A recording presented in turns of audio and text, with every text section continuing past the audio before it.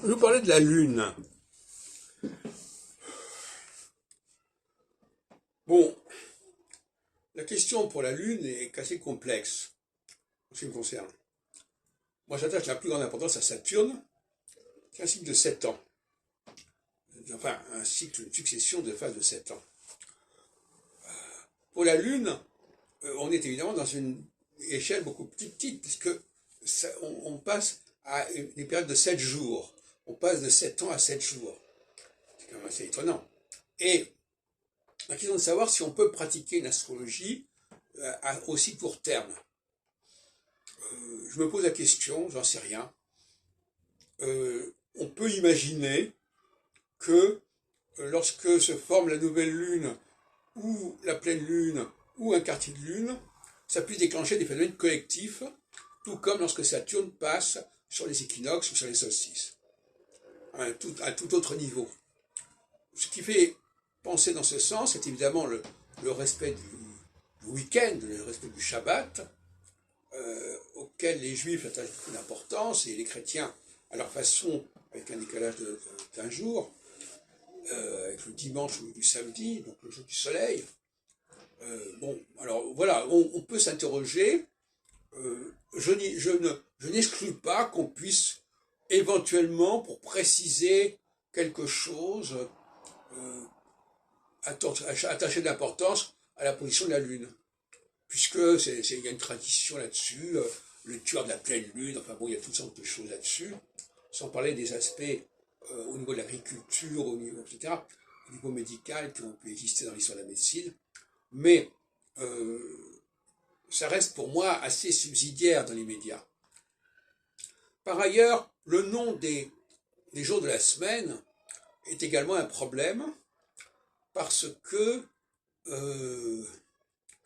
j'ai proposé qu'il fallait inverser, il fallait mettre la Lune avant le Soleil, ce qu'on trouve déjà dans le domicile, Lune en Cancer, Soleil en Lion.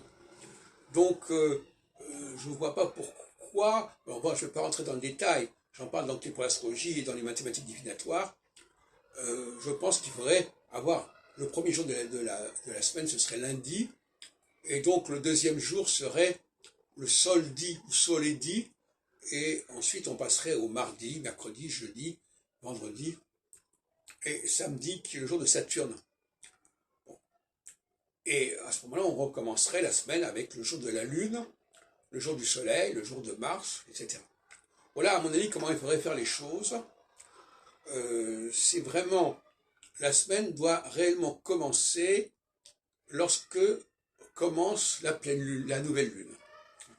Et puis je rappelle aussi que dans ma conception des choses, la nouvelle lune et la pleine lune, c'est le même axe, c'est ce qu'on appelle la syzygie. Donc c'est le même axe, tout comme l'équinoxe de printemps et l'équinoxe d'automne, c'est le même axe.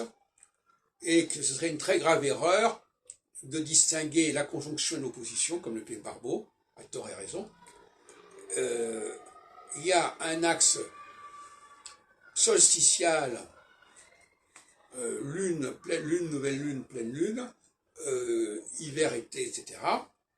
Et puis, au carré de cet axe solsticial, là, il y a quelque chose de totalement différent, qui est en alternance, et qui est donc le solstice, et puis les demi-lunes, etc. Donc, voyez-vous, ou alors c'est l'inverse, peu importe, c'est une question d'analogie. Mais il est important de rétablir en tout cas l'ordre de la semaine. Astrologiquement en tout cas, nous devons insister sur le fait que le premier jour de la semaine, c'est un jour lunaire. Et ça ajoute d'ailleurs sur la théorie des heures planétaires, qui est parfois utilisée en astrologie, d'être né sous tel et tel jour. Donc, si c'est la Lune et pas le Soleil, ça ne donne pas tout à fait le même résultat.